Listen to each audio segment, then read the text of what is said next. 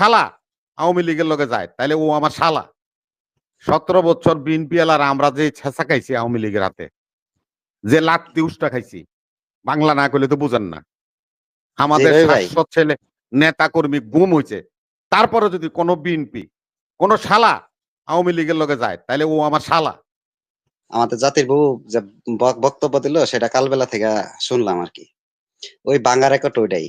এদের কোন এর আসলে এ কখনো মানুষ হবে না, এ কখনো মানুষ হবে না, এ সবসময় এরকমই থাকবে।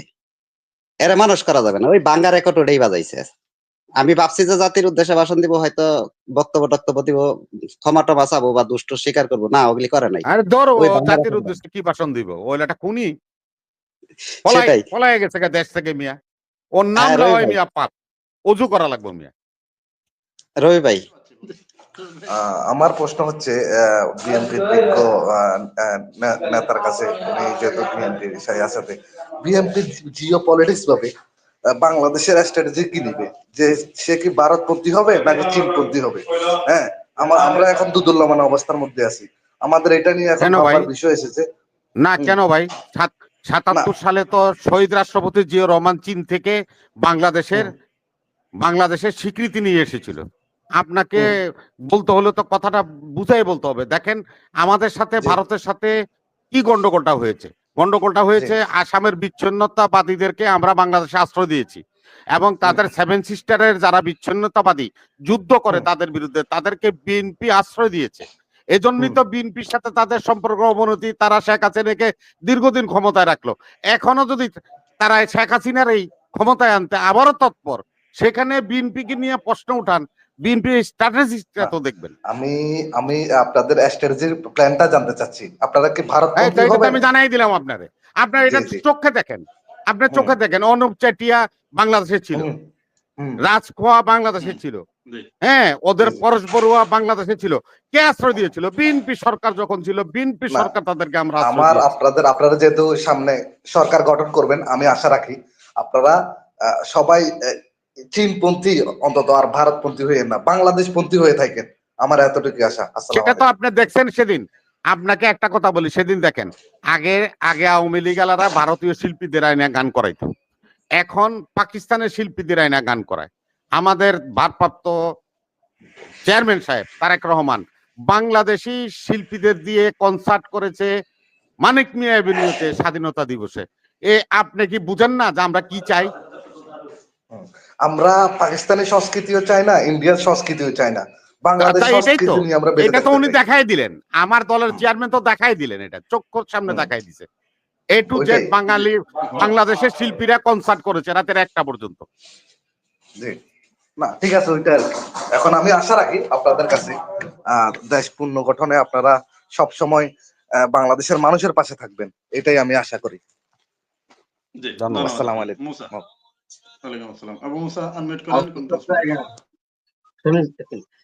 ধন্যবাদ প্রিয় সঞ্চালক এনামূল হক মনির ভাই সহ আপনার প্যানেল তিনজন সম্মানিত আলোচক বৃন্দকে আমার পক্ষ থেকে আসসালামু আলাইকুম ওয়া রাহমাতুল্লাহি ওয়া বারাকাতুহু।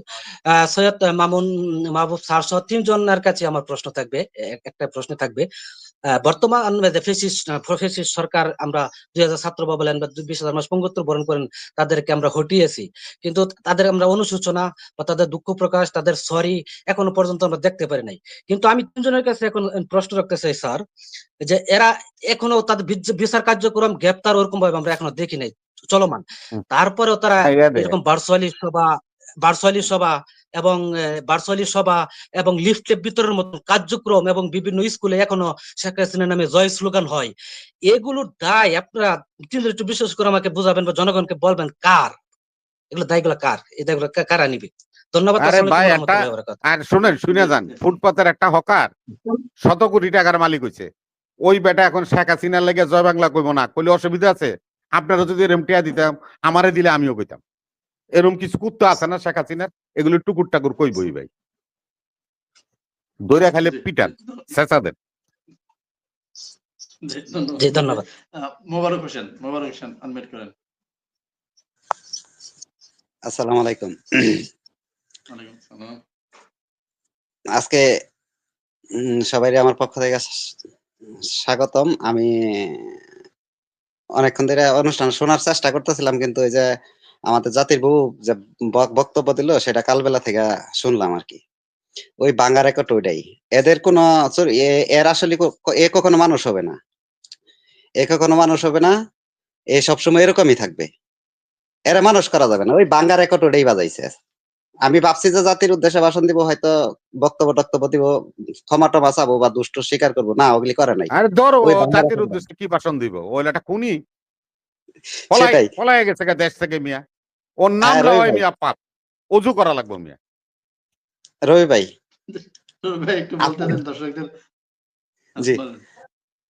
বাংলাদেশের মানুষ চায় যে জাতীয়তাবাদী দল বিএনপির মানুষের রাস্তা আছে। আমরা প্রত্যন্ত গ্রামের মানুষ, আমরা গ্রামে থাকি ভাই, আমরা শহরে থাকি না।